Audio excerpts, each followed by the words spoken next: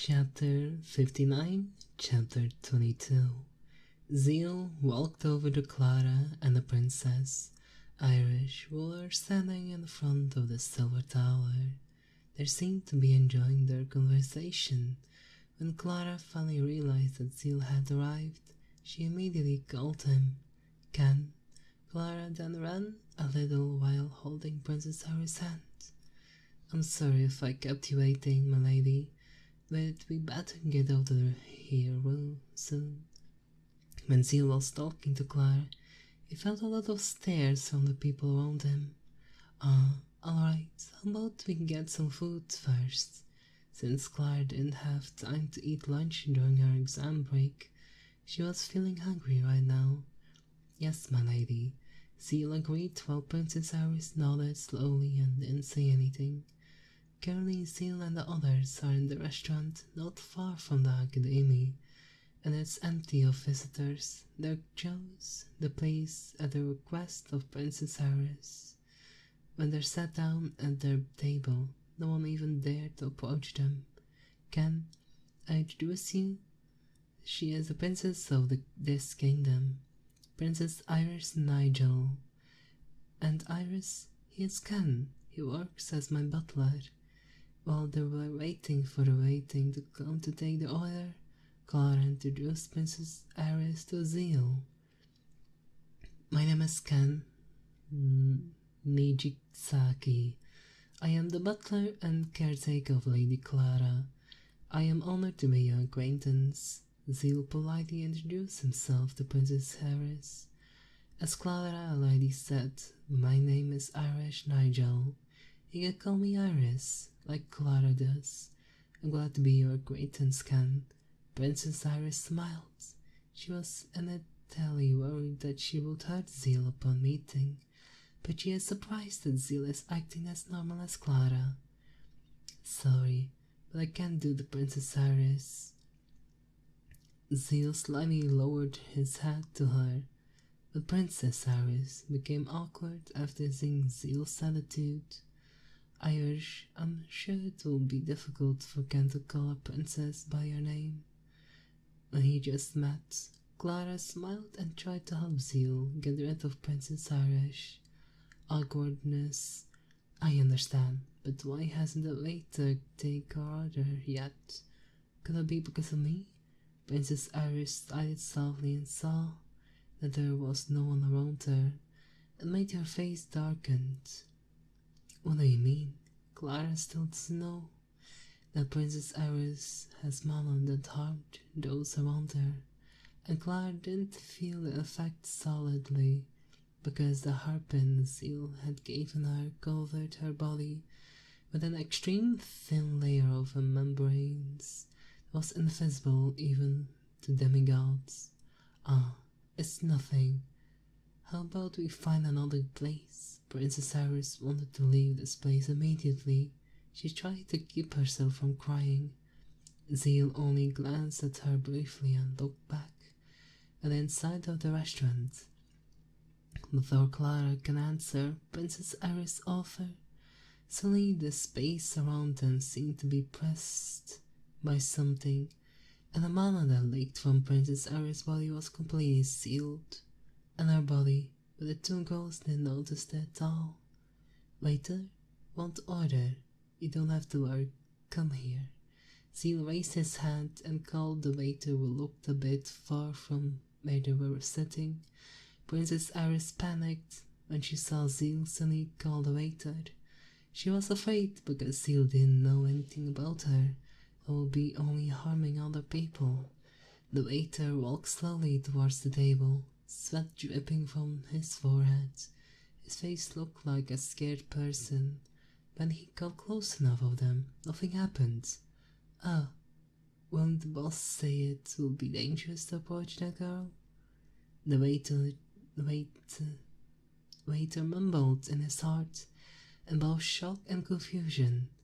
He had been told by his boss beforehand that being close to the girl at the table would be dangerous. I don't know how his boss knew something like that. What? Was his waiter fine? Could it be because He was near Clara. Even Butler, who served Clara, was fine with me from the start. Since Iris met Clara and Zeal, she was confused about whether Hermana did not harm the people around her, even though she is wearing the artifacts that his father gave her, but it couldn't seal her mana completely. There was still a fair amount of mana leaking from her body.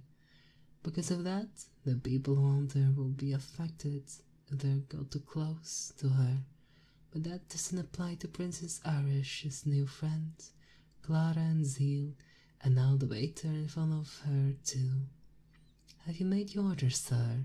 The waiter's face looked even better than before. Yes, I want to order honey spicy fried chicken, and a drink is tea. How about you, lady, and Princess Iris? After saying his orders, he looked at Clara and Princess Irish, whose faces still looked confused. I'm in the same as him. Clara showed the same menu as Zeal. Me too. Princess followed her. Alright, wait a minute. We'll get your orders ready soon. The waiter was fascinated for a moment after seeing and hearing Princess Iris speak. He went to the kitchen to make the order immediately.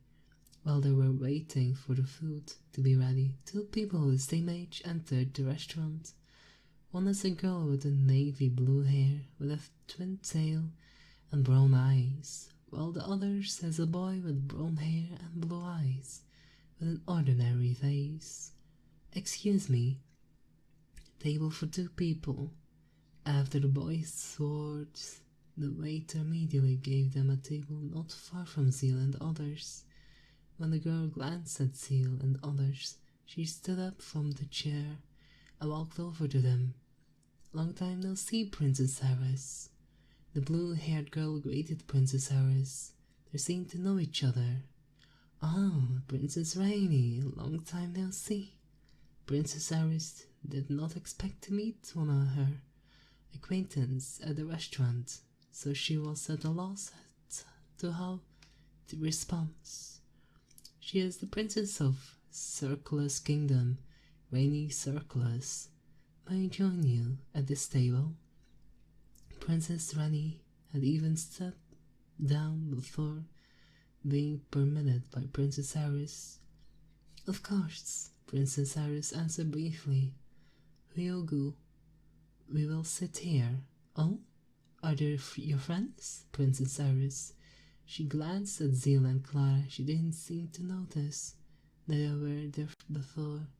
Yes, they are my new friends. Her name is Clara, and over there is Ken. Princess Iris pointed at Clara and Zeal. You're made a new friends. Oh, I'm Rainy Circlus. You can call me Rennie. I don't care about honorifics. Princess Iris, is a bracelet working properly? Princess Rennie looked at the bracelet on Princess Iris' wrist. He could tell that the bracelet was a magic tool because it was made by his father, King Raifnal, helped by her and Hugo. They made the bracelet on a special order for the King Jonathan, and it took a long time to make it. It works well, but it's not perfect, because Mama can still leak out quite a lot. Princess Iris answered honestly, despite knowing that Rennie's father made it. Is that so? But I don't feel anything. Your new friends don't seem to feel anything either. How about you, Hugo? She looked one by one at the people sitting at the table, then looked at the man she called Hugo. I don't feel anything, Rennie. Hugo shook his head.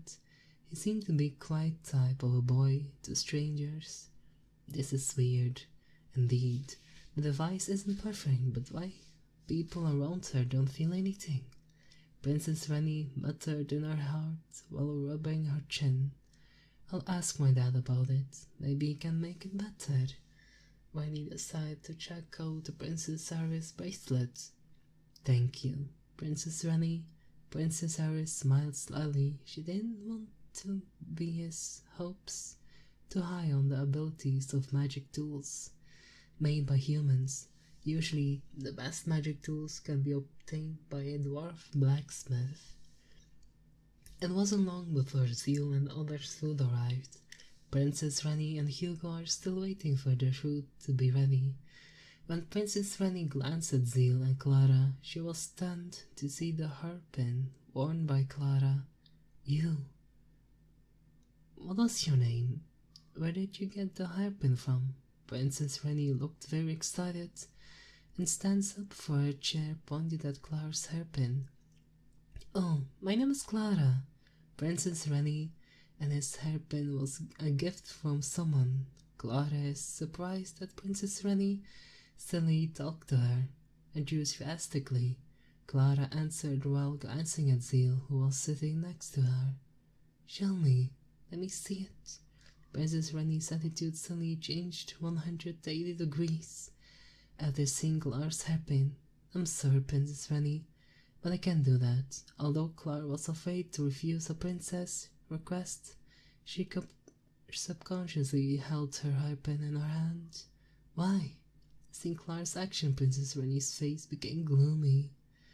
It's someone's gift to me, so I don't think it would be good if I lend it to someone else. I'm sorry, Princess Rani. Clara is overwhelmed with Princess Rani, so she can only lower her head to Princess Rani's request. You, Princess Rani, was a little annoyed to her to hear that, but that Clara said wasn't wrong.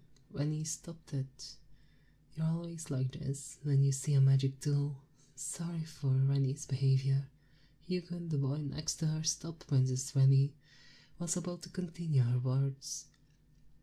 It's not an ordinary magic tool, Hugo. It's an artifact. What's more, it's ranked very high. Princess Rani's word made everyone there except Zeal dumbfounded. They opened their mouth wide. What? Princess Iris, Hugo, and even Clara, the owner of the hairpin, screamed without them knowing.